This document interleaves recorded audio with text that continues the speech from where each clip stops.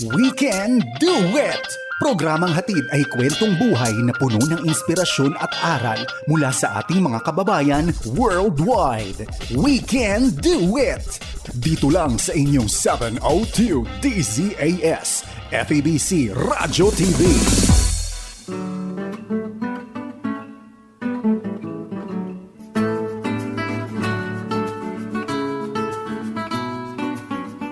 Magandang hapon po o gabi sa inyo, mga kaibigan. Kami po ang inyong mga nakakasama dito sa ating pong palatuntunang We Can Do It. Yes. At ito po ang inyong mga lingkod, Jonathan Mortiz. At ako naman po, si Maru Cepeda Javier. Kamusta kayo? At siguro yung iba naman na nakakapanood sa atin sa umaga naman.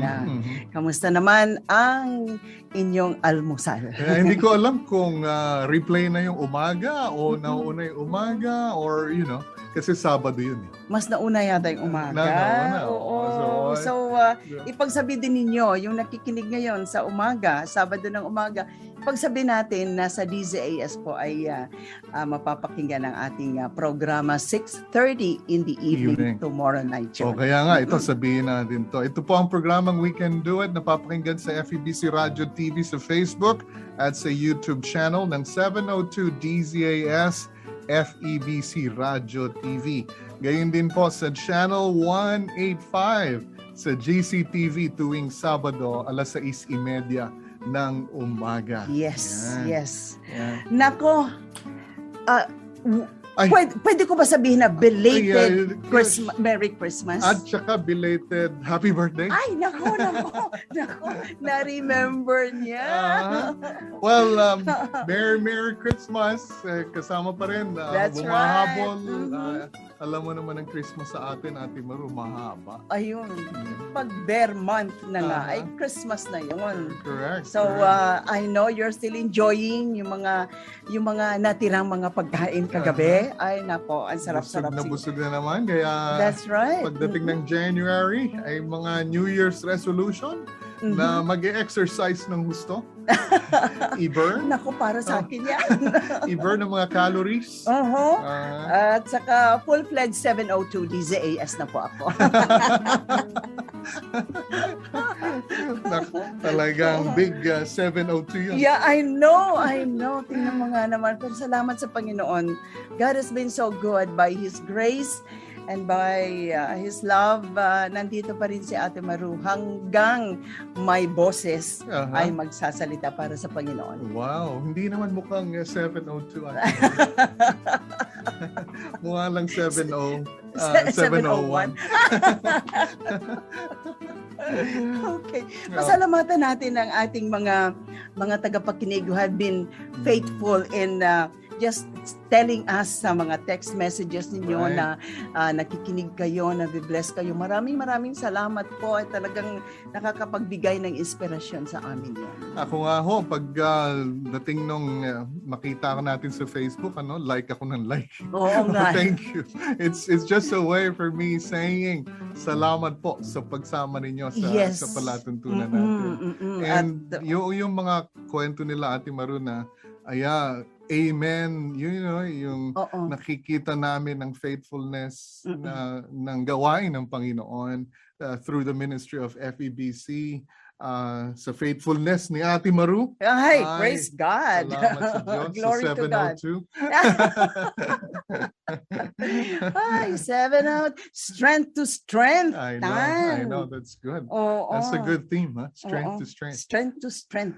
Well, Ate Maru, sa Yes. ating feature ngayon kasi naghihintay itong mga special guests Oy, natin. you will na enjoy our talagang- special guest. I know. And i-connect ko na, i-link ko na dun sa 702. Ang FEBC po ay alam ninyo dito sa Metro Manila at saka sa areas na nako-cover po ng dito sa region na ito. Sa NCR, Yeah. National Capital Region. Okay. Ang naririnig po ninyo ay 702 DZAS sa radyo.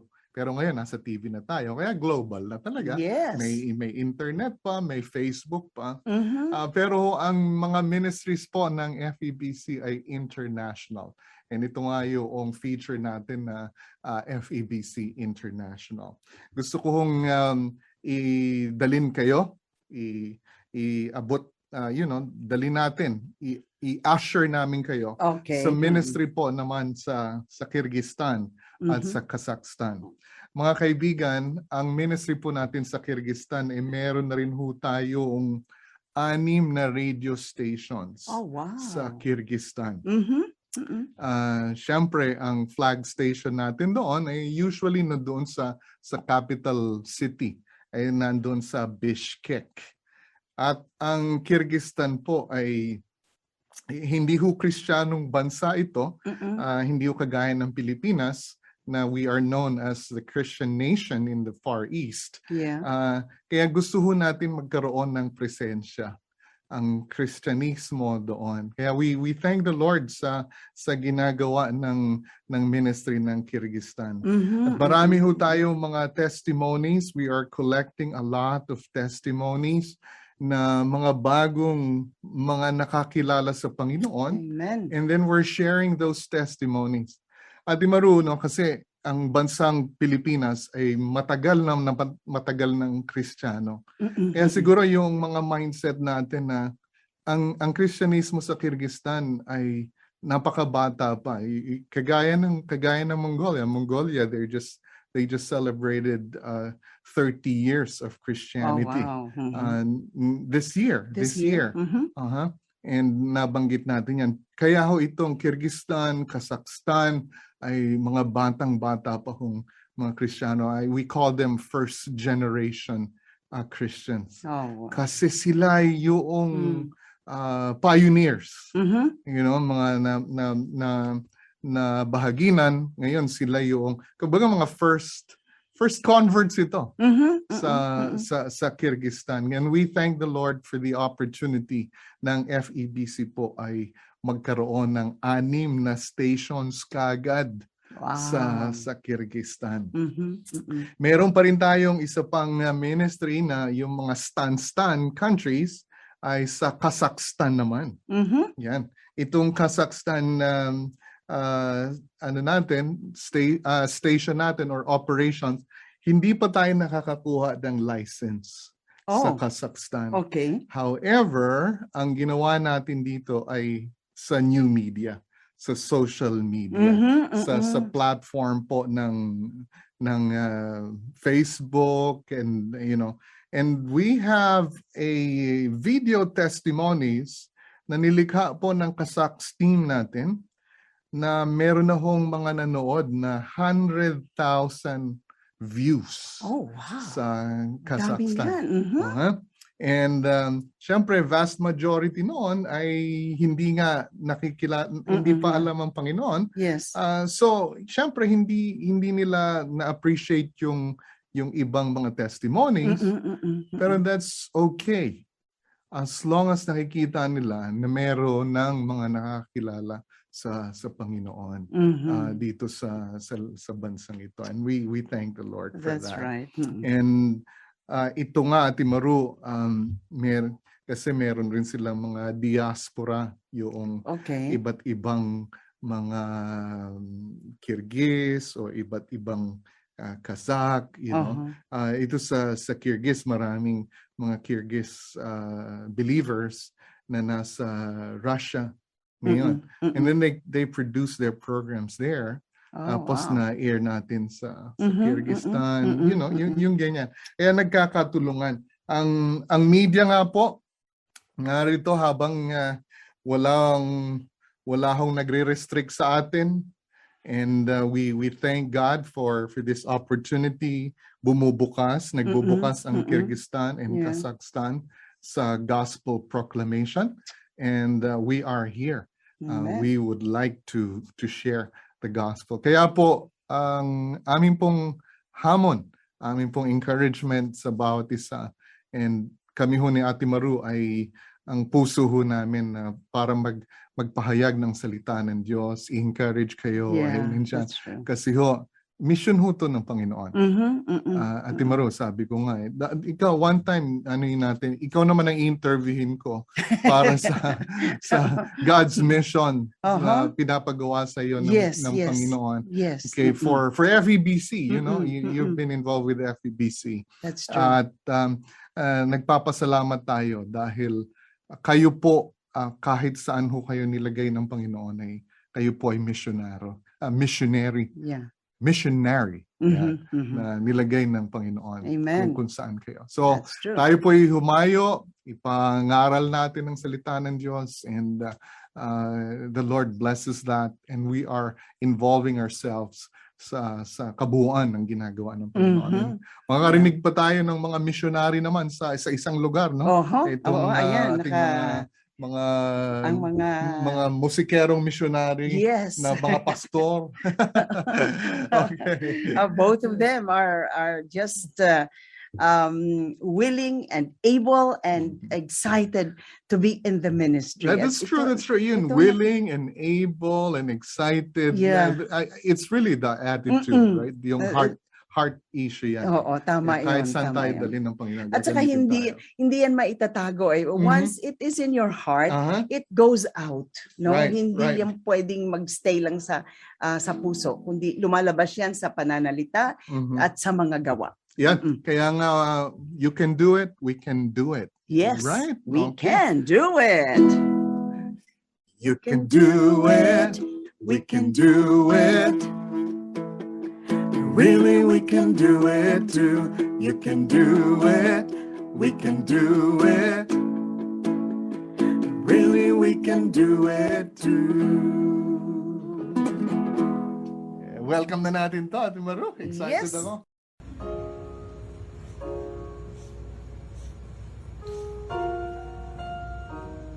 I don't want to cry.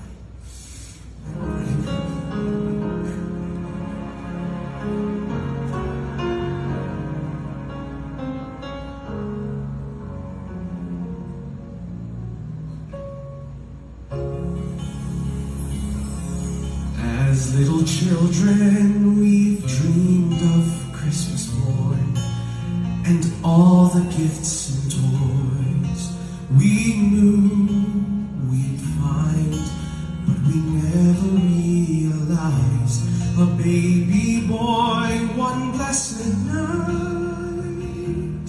He gave us the greatest gift of our lives. We are the reason that He gave His life. We are the reason that He suffered and died. To a world that was lost, He gave all He could give to show us a reason to live. As the days gone by, we learned more about gifts and giving of ourselves and what that means. On a dark and cloudy day, a man hung dying in the rain because of love. Because of love. Because of love.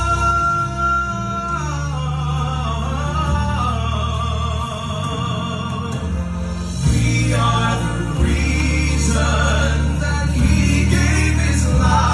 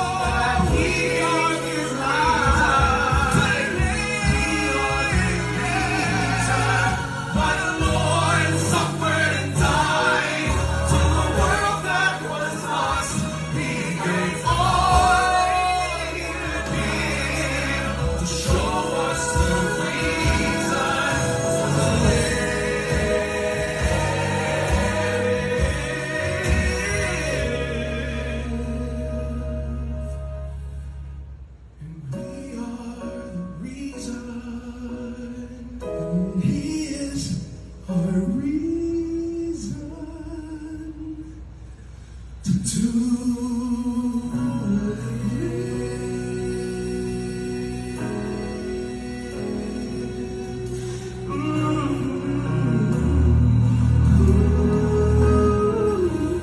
So we say, thank you, my Jesus. Thank you so much, Jesus.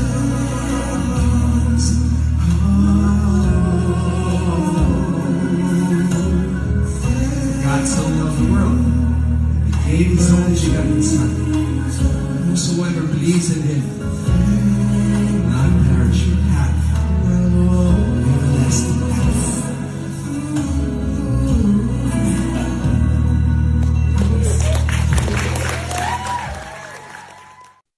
Maraming salamat po sa napakagandang awitin ng tandem na fast, no? Ito yung tawag kong fast, father and son tandem. Yan. Kaya sa mga first time na nakakita sa kanya, siya po ay the youngest son of Pastor Edward and Ruth Granadosin. Born in the Philippines, now live in the US. Ang pogi naman. Attended school at Los Angeles Canyon Country, finished high school in Las Vegas. Aba, talaga naman. Took a course in performing arts in Las Vegas University, but the class was canceled because of COVID. Yeah. And then he moved to Chicago, Illinois to join his dad. Very good.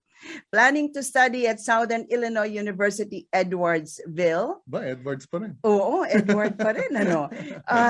Naku, ang daming talent nito. He's an actor. He played a major role in their school theater guild, at member of the school choir, performed at Carnegie Hall in New York, Disney World in Florida, and Disneyland in California. And ito pa, dami. He plays the drums, Nako. the guitar, and vocal arranger. Oh, wow. Ang dami. Nung hinulog ng blessed. Diyos ang mga talents, sinalo niya. Ay, oo, talaga naman. Now he is a newly hired youth director of East Alton First United Methodist Church, where his father is the pastor. And he's an anointed 20-year-old preacher and singer, and also a praise and worship leader. Let's welcome po sa ating program, together with his father, member of UP Madrigal Singers, one of the soloists, Papuri singer, and a leader of the group Back on Track. And he is now the present pastor of East Alton First United Methodist Church, Chicago, Illinois, the Granadosin! Edward at saka si Drew. Yay! Belated Merry Christmas sa Philippines. Actually dito Christmas pa. Christmas pa rin dito. Nauna sila. Nauna kayo. Actually may bagong may bagong radio station dito na itinatag ninyo. Di ba Kazakhstan, di ba? Tapos ano pa isa? Kyrgyzstan. Pero din sa kapitbahay na Jonathan. Bago lang yun, bago. Ang calling yan, Brad. Calling. Dumadami ang Granadosin. According to Gary Granada, Granadazen. Oo. Granadazen. Isang dosen ng Granadosin. I know. Gusto kong patayin si Gary. Tapos sabi ko, oo nga naman, tama siya. Napakaganda nung duet ninyong magkama. Yes, oo. Salamat. Thank you so much. Thank you very much. Oo. Drew, bumati ka naman, Drew. Hello po. Can you guys hear me all right? Yeah, yes. Okay. Hi everyone. Merry Christmas po sa Pilipinas. It's still, we're still getting into the Thanksgiving season over here. So my being raised in the States, my mindset still there's a gap for us. There's still that little intermediary holiday of Thanksgiving. So I'm not quite in the Christmas mood yet, but at the same time, of course, I am Filipino. Yes. So Merry Christmas to everybody over there, and Merry Christmas to the world. So yeah, that's Wow. Well, that's a good combination kasi ang Christmas ay Thanksgiving pa rin eh. Actually, oo. yeah. We continue to thank God for That's the true. gift. Yeah. Yes, praise the Lord. Wow. I can't imagine how Drew has grown up so fast. I think the last time na nakasama ko ito is one of our concerts na kasama pa yung mga barkada niya, anak ni Chris saka ni OG. oo. Chris and OG. Oo. Yeah, and I think they were about teenagers pa, pero Saka talaga. nag-start din silang mga kumanta eh, I mga anak know. eh, di ba? O kasi may Kids on Track kasi sila nun eh. Kids on Track, Kids Back on on Track. Track. Sila Oo. yung Kids on Track. So, Oo. So I'd part like to of this ask si Drew. Drew, ano ang inspirasyon mo mula sa tatay mo? How did you go into the music ministry? Was it the exposure that you were singing with them, you were singing with us? O tinula ka sa ng group? tatay mo? O kaya pinainom ka ng gatas na kumakanta? Ooh, Tell us yeah. about. Bakang kumakanta. Come on, Drew. Well, so yun nga po, na-expose po ko from a young age talaga na ever since, even before when I was still in my mother's womb. Naririnig ko na po si Dad kumanta kasi alam niyo naman po, andun palagi si Ma pag nagpa-perform si Dad. But I really didn't make the decision to go into music in general until I was about 5 or 6 years old, if my dad remembers as well. It was around 5 or 6. yeah, that's correct. I literally just went up to him one day, or I think we were in the car, either one. Tapos tinanong ko po siya, Dad, pwede mo ba akong turuan kumanta? Tapos from there, gumawa po siya ng parang lesson session para sa mga Kids on Track, which included my Tito Oji's kids as well as me. Yes. And so from then on, my inspiration and my passion for music really just continued to grow. So it grew into small performances with my dad at first, of course, because I was still kind of a shy kid when I was younger.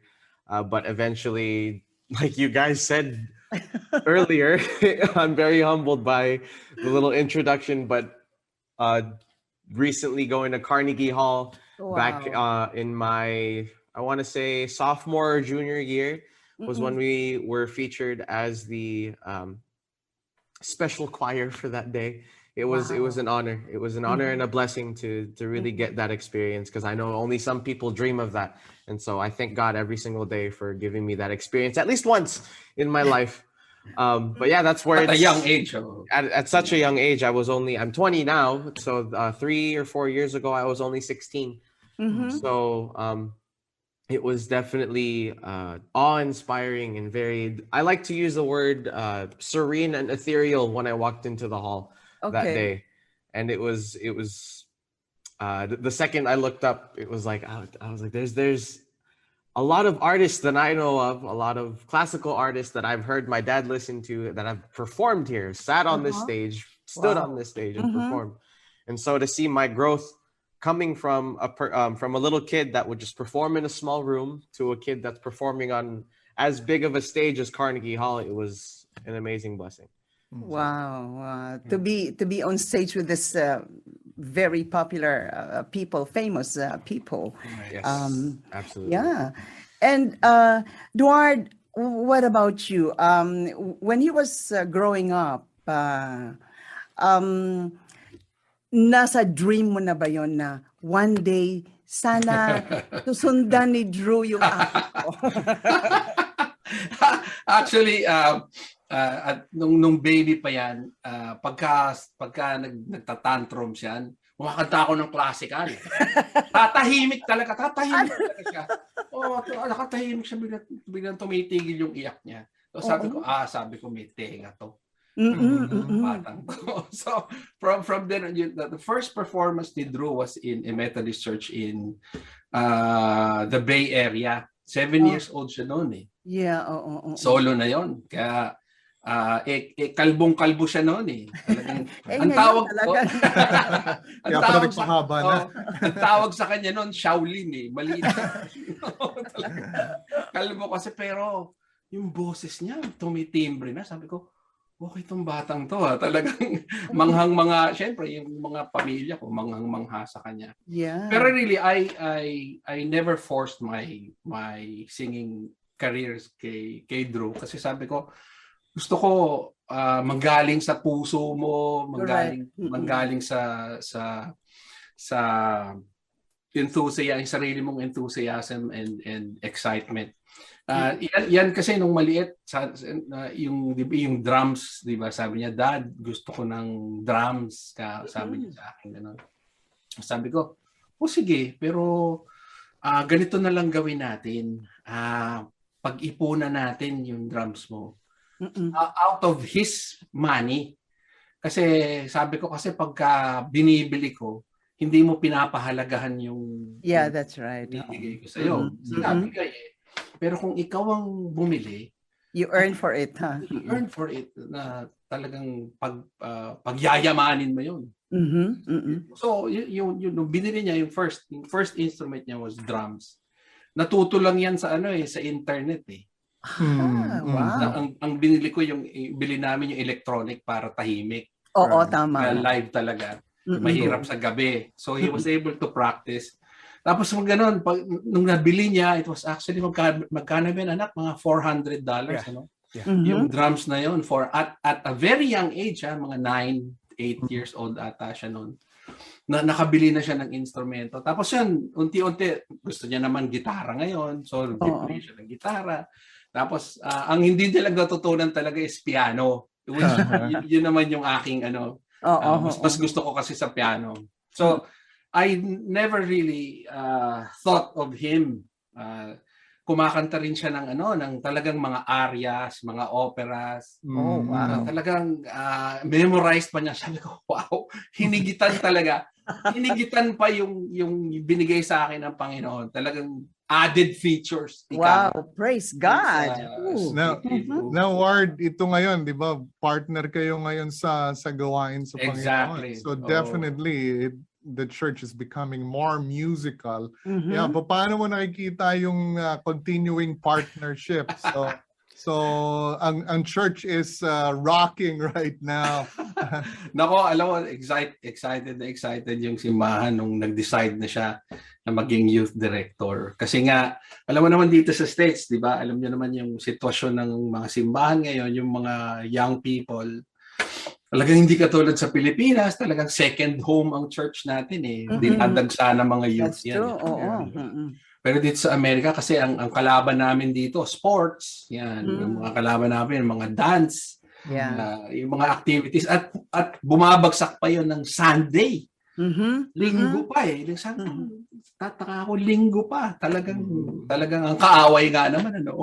Talagang mailayo mga young people. Pero ito, since Drew became the youth director, nagiging alive ulit yung church campus namin kasi Drew also established a basketball ministry dito sa simbahan namin. Talagang nilagay namin yung court. Oo. Kasi very traditional yung church, di ba? Hindi pwede yan. Hindi pwede yung mga court na yan. Mga sports na yan. Wala yan sa simbahan. Talagang tinayo niya yung basketball court. Doon talaga sa harap ng sa harap ng simbahan. O kasi across namin isang elementary school. So bago pumunta sa klase yung mga bata, nagba-basketball muna and he heads that. Every morning 7:30 nandun na siya, umaga naglalaro and it grew as it is right now. So unti-unti kasi bagong ministry yon. So hopefully pagpasok ng 2022 maging established ministry. And of course, Drew is helping me out sa praise and worship sa church. Siya yung technical side, ang galing din niya sa computer, lahat talagang at nagpe-preach pa siya at ano pa, nagsusulat siya, Hindi ko alam praise gagawin ng God. Panginoon para sa bata. So how I wish we have more time to discuss. I think Oo nga. pababalikin namin kayo next year because you have so many things to share and to be an inspiration sa ating mga fathers Yes. and tandem, especially in the ministry. Right. But for the meantime, maraming salamat for Thank you. spending Thank you po. Christmas Thank you. day with us. And Happy New Year na. Yes, Happy New Year sa inyo lahat, mga kababayan namin. At balang araw, uuwi kami dyan at magkokonserto tayo ulit. There you Amen. go. Amen. Well, this is a treat sa mga listeners natin, especially this Christmas season. Yeah, Sa Yes, inyong yes, yes. Well, the thing is, yung availability ninyo, yung puso ninyo, gusto nyo magpagamit sa Panginoon, and we honor that, we treasure that. Salamat. Salamat sa Father inyong and dalawa, son. Father and God bless Son sa inyo. as tandem. Yeah. Okay. So, maraming salamat. Ate Maru, kantayin Yes. natin to. We Oh, can do it yes. kasama Oo. ng mga Kasama sila. mga guests natin. Pwede ba yan? Do it. Yes, we can do it. Christ who gives us strength. We can do it. We can do it. Christ who gives us strength. Next time kasama namin kayo sa pagkanta. Yes. Oh. Mga kaibigan, ito po ang ating programang We Can Do It. Napapakinggan sa FEBC Radio TV at napapanood sa Facebook Live at YouTube channel ng 702 DZAS FEBC Radio TV. Gayon din sa channel 185 sa GCTV. Magpapaalam na po kami. Papaalam kami. God bless. Thank you. God bless sa inyo. God bless po. Happy You New take care. Year! Happy everyone. Happy New Year, Merry Christmas. Yes. Bye-bye! Inyong narinig ang We Can Do It! Dito lamang sa inyong 702 DZAS FEBC Radio TV, Agapay ng Sambayanan.